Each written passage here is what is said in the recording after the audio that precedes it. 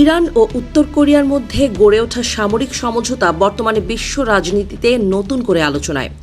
1945-এ প্রকাশিত সাম্প্রতিক এক গবেষণা প্রতিবেদনে উঠে এসেছে, ইরানের আন্তঃমহাদেশীয় ব্যালিস্টিক মিসাইল ICBM প্রোগ্রামের নেপথ্যে রয়েছে উত্তর কোরিয়ার সরাসরি প্রযুক্তিগত সহায়তা।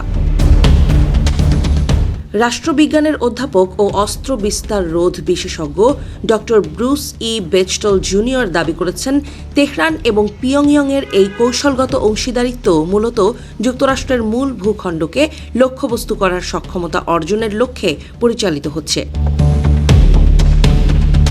দীর্ঘদিন ধরে বিভিন্ন সংবাদ মাধ্যম এবং বিশ্লেষক দাবি করে আসছিলেন, ইরানের এমন কোনো শক্তিশালী ক্ষেপণাস্ত্র কর্মসূচি নেই যা সরাসরি আমেরিকাকে আঘাত করতে পারে।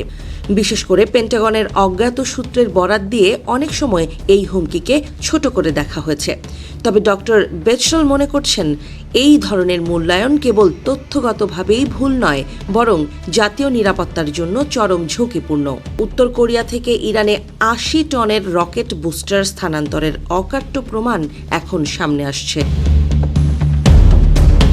এই রকেট বুস্টারটি মূলত উত্তর কোরিয়ার শক্তিশালী হওয়াসং-15 ICBM এর মূল চালিকা শক্তি।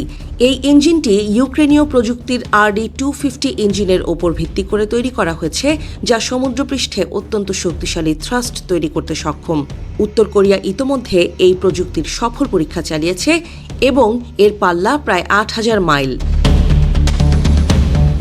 এর অর্থ হল, এই প্রযুক্তির মাধ্যমে ইরান যদি তাদের ক্ষেপণাস্ত্র সজ্জিত করতে পারে, তবে তাদের পক্ষে আমেরিকার পূর্ব উপকূলে আঘাত হানা অসম্ভব কিছু নয়। দুই দেশের এই গোপন লেনদেনের ইতিহাস বেশ পুরনো। 2013 সাল থেকেই উত্তর কোরিয়া ইরানকে এই ৮০ টনের রকেট বুস্টার তৈরিতে সহায়তা শুরু করে। এমনকি যখন ইরানের পরমাণু চুক্তি বা JCPOA নিয়ে আলোচনা চলছিল, তখনও উত্তর কোরিয়া থেকে ইরানে বেশ কিছু গুরুত্বপূর্ণ যন্ত্রাংশের চালান পৌঁছেছে বলে জানা যায়। এই অপরাধমূলক কর্মকাণ্ডের জন্য যুক্তরাষ্ট্রের ট্রেজারি বিভাগ বিভিন্ন সময়ে ইরান ও উত্তর কোরিয়ার একাধিক কোম্পানি ও ব্যক্তির ওপর নিষেধাজ্ঞা জারি করেছে, যা এই দুই দেশের গভীর সামরিক সম্পর্কেরই প্রতিফলন। বিশেষজ্ঞদের মতে, উত্তর কোরিয়া কেবল ICBM নয়, বরং পর্যায়ক্রমে স্কাড, নোডং এবং মুসুদানের মতো বিভিন্ন শ্রেণীর ক্ষেপণাস্ত্র প্রযুক্তি ইরানের কাছে হস্তান্তর করেছে। এর ফলে ইরান তাদের নিজস্ব ক্ষেপণাস্ত্র ভাণ্ডারকে উত্তর কোরিয়ার প্রযুক্তির সমান্তরালে আধুনিকায়ন করতে সক্ষম হয়েছে। 2020 এবং 2021 সালের জাতিসংঘ ও মার্কিন গোয়েন্দা রিপোর্টগুলো ইঙ্গিত দেয় যে এই প্রযুক্তি বিনিময় থমকে যায়নি, বরং গোপনে এখনও চলমান রয়েছে। এমনকি তেহরানে উত্তর কোরিয়ার দুটি বড় অস্ত্র সরবরাহকারী প্রতিষ্ঠানের প্রতিনিধিরা সরাসরি কাজ করছেন বলেও জানা গেছে। ড বেচটল তার প্রতিবেদনে বলেছেন যে যখন ইরানের বিভিন্ন প্রচলিত ক্ষেপণাস্ত্র লঞ্চার ধ্বংস করার পরিকল্পনা করা হচ্ছে, তখন তাদের এই ICBM অবকাঠামো গুঁড়িয়ে দেয়া মার্কিন জাতীয় নিরাপত্তার জন্য সবচেয়ে জরুরি। কারণ এই দীর্ঘ পাল্লার ক্ষেপণাস্ত্রগুলো কেবল আঞ্চলিক নয়, বরং বৈশ্বিক নিরাপত্তার জন্য বড় চ্যালেঞ্জ। পিয়ংইয়ং এবং তেহরানের এই জোট আন্তর্জাতিক নিষেধাজ্ঞা তোয়াক্কা না করেই একে অপরকে শক্তিশালী করে তুলছে।